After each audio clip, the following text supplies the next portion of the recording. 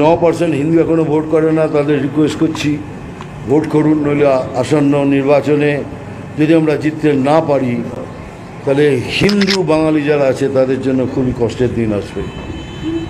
হিন্দুদের তো ভয় কিসের মমতা বন্দ্যোপাধ্যায়? সেটা বলতে পারবো না, উনি বলতে পারবেন। হয়তো ওনার অন্য কোনো প্ল্যান থাকতে পারে, হাউ ডু বি নো। কোটি টাকা খরচা করেছেন, খরচা তো হবেই, বিদেশ যাত্রায় খরচা হয়। এবার 4 হয়েছে, কালকে 8 হবে, বাট কিন্তু তার বদলে যদি শিল্প আসে উইল বি ভেরি হ্যাপি। সেখানকার শিল্পপতিরা লগ্নি করবে মনে হচ্ছে এই বাংলার এই অবস্থা দেখে? কাটাকে ফিরে যেতে হয়েছে। আমার তো মনে হয় না কেউ সদিচ্ছায় বা খুব হাসি মুখে এখানে ইনভেস্ট করবে, কেন প্রথম কথাই তো দিতে হবে তাদের, সে যেই হোক না কেন, সে মমতা ব্যানার্জির ক্লোজেস্ট পার্সন হলেও তাকে কাটতে হবে।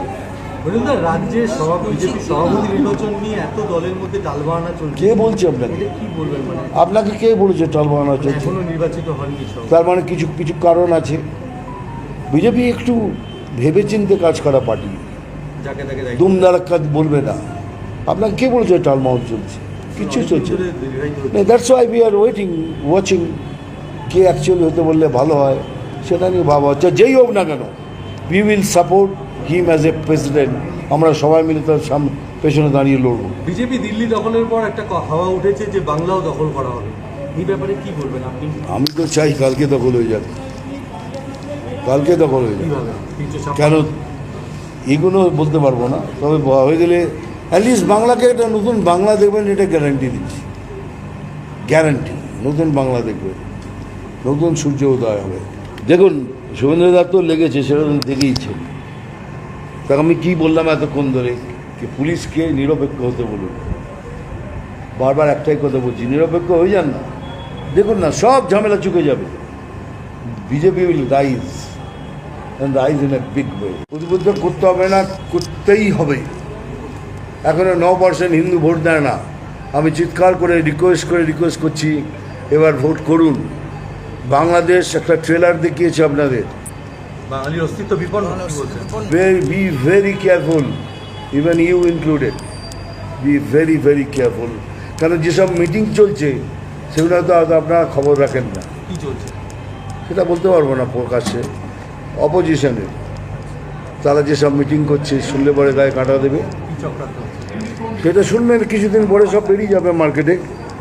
কিন্তু এটুকু বলে রাখলাম, এই 9% হিন্দুদের রিকোয়েস্ট করছি, বেরিয়ে আসুন, ভোট করুন। এটা আমাদের অস্তিত্বের লড়াই। কোনো প্রশাসন আছে? পুলিশ আক্রান্ত হচ্ছে, এটা নিউজ দিলেন আমাকে। বলুন, পুলিশ একসাথে মিলে লড়ছে। পুলিশ যদি একবার নিরপেক্ষতা অর্জন করে, নিরপেক্ষতা বজায় রাখে, সব থেমে যাবে। পুলিশ যদি নিরপেক্ষ হয়ে যায়, এই সমস্ত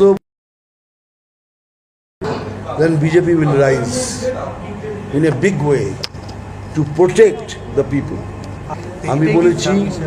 আমি বলেছি কারোর যদি কোনো কমপ্লেন থাকে, কিছু থাকে, আমাকে কন্ট্যাক্ট করবেন। ধরো কিছু চাই আপনার, বলতে পারছেন, আমাকে বলবেন। আর যদি সত্যি কথা বলার জন্য আপনাকে কেউ সাজা দেয়, তো আমি গ্যারান্টি দিচ্ছি, যে আপনাকে সাজা দিল সেও সাজা পাবে। ও যদি চলে যায় তাহলে সেও চলে যাবে। Will not compromise. আজকে প্রাক্তন সাংসদ অর্জুন সিং এর বাড়ির সামনে সেই ঘটনায় পুলিশ দুবার একই দিনে নোটিশ পাঠিয়েছে অর্জুন সিংকে না যাওয়ার জন্য। বাড়িতে পুলিশ গিয়ে তাকে জিজ্ঞাসাবাদ করলো। এটা কি বারবার যখনই যা হচ্ছে প্রাক্তন সাংসদ মিথ্যা মামলায় ফাঁসানো হচ্ছে? এগুলো আমি ঠিক পরিষ্কার করে বলতে পারবো না, কেন ওখানকার রাজনীতি এইরকমই হয়ে গেছে। বিজেপি করে বলে? হ্যাঁ, বিজেপি করে বলেই এইসব হচ্ছে। আপনি বলুন না, বিজেপি ছাড়া আর কোনো সে ছোটোই হোক না কেন, আর কোনো বিরোধী দল আছে?